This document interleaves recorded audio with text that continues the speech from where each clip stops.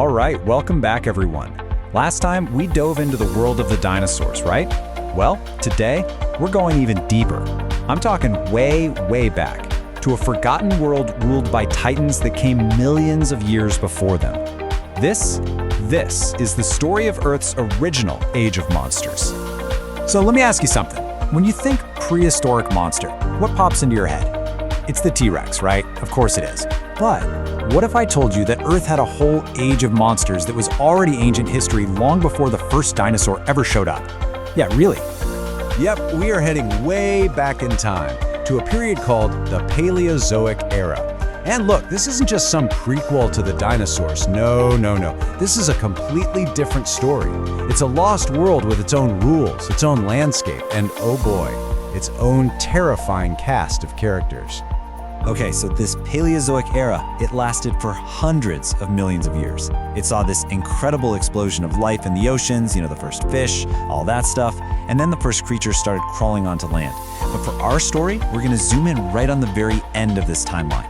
See that one at the bottom? The Permian period. This was the grand finale of the whole era. And believe me, the stage was set for some of the most bizarre and incredible animals you can imagine. All right, first up in our monster showcase, let's meet the king, the undisputed top dog of the Permian landscape. Now get this creature wasn't a reptile, and it definitely wasn't a dinosaur. It was something else, entirely. Let's meet the Gorgonopsid. You know the saber-toothed cat, right? Well, forget about it. That guy wouldn't show up for another 250 million years. The Gorgonopsid, this was the original model, the OG saber-toothed predator. Technically, it was a synapsid, which is part of the group that would eventually, believe it or not, lead to mammals. Yep, like us. But don't get the wrong idea. This distant cousin was a pure, brutally efficient killing machine. So let's break it down. These stats right here, they paint a pretty clear picture of a perfect predator, don't they? We're talking about a beast up to 10 feet long, about the size of a tiger, sitting right at the top of the food chain. But the thing that made it truly terrifying, well, it all came down to one very deadly feature: 5 inches. Just let that number sink in for a second. We're talking about 5-inch long canine teeth, and they were designed for one thing and one thing only: to slice right through thick hide and flesh. These things were not for show. They were the weapons that made sure the Gorgonopsid stayed at the very top of the Permian world. Absolutely brutal. But every great monster needs a worthy opponent, right? It's just like in the movies. Well, the Permian was no different. So if the Gorgonopsid was the big bad villain of our story, then the Scutosaurus, well, it was the heavily armed hero. Or maybe more like the heavily armed potential victim. Let's meet it. So this is Scutosaurus. It was a massive plant eater, and its whole survival strategy was pretty simple: become an absolute fortress. I mean, its name literally means shield lizard, and it totally lived up to that name. This thing was a living, breathing tank, built from the ground up to withstand anything a predator could throw at it. I mean, this creature was the very definition of defensive adaptation. We're talking almost 10 feet long and covered head to toe in these bony plates called scutes, which were embedded right into its skin. It even had these bony horns on its skull. This wasn't just defense, it was a statement. A big, armored statement that said, if you want to eat me, you've got to get through all this first. Good luck. So picture it, here we are, back in the late Permian. You've got these two titans, the saber-toothed hunter and the walking shield, locked in this epic evolutionary arms race, all happening on the supercontinent of Pangaea. It must have seemed like their world, this whole system, would just last forever. But it didn't last forever, not even close. In fact, their entire world was about to come to a sudden, violent, and almost complete end. Something was coming. Something that no amount of saber teeth or body armor could possibly protect them from. And here's the crazy part. It wasn't an asteroid, not like the one that took out the dinosaurs. No, this was something different, something far more insidious.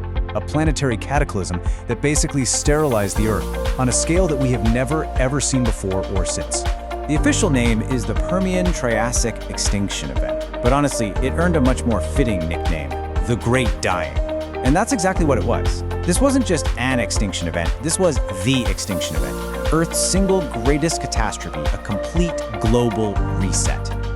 Just look at these numbers. They are absolutely staggering. 96% of all species in the ocean? Gone. 70% of all vertebrate life on land. Yeah, that includes our Gorgonopsid and our Scutosaurus, completely wiped out. Think about that. Only a tiny, tiny fraction of all life managed to cling on in the aftermath. But you know, with every end, there's a new beginning. This unbelievable destruction didn't just slam the book shut on the Paleozoic era, it did something else. It completely cleared the stage, making way for a whole new cast of characters to take over. Think about it like this. On one side, you had this rich, complex world. It was ruled by these incredible titans, right? The Gorgonopsids, the Scutosaurs. And then, poof, almost overnight, geologically speaking, it was just gone.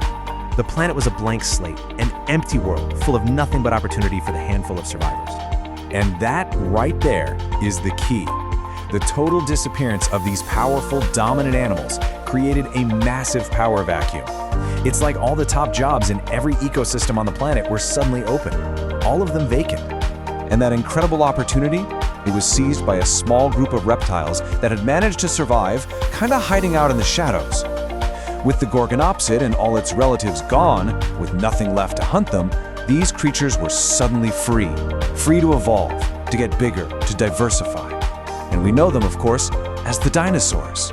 The Great Dying wasn't their end, it was their beginning. So the next time you think of T-Rex, I want you to remember these guys. Remember the forgotten titans that came before. And remember that their extinction, that catastrophe, was the very thing that made the whole age of dinosaurs possible in the first place. It really makes you wonder, doesn't it? What other forgotten worlds, what other incredible stories are still buried right beneath our feet, just waiting to be discovered?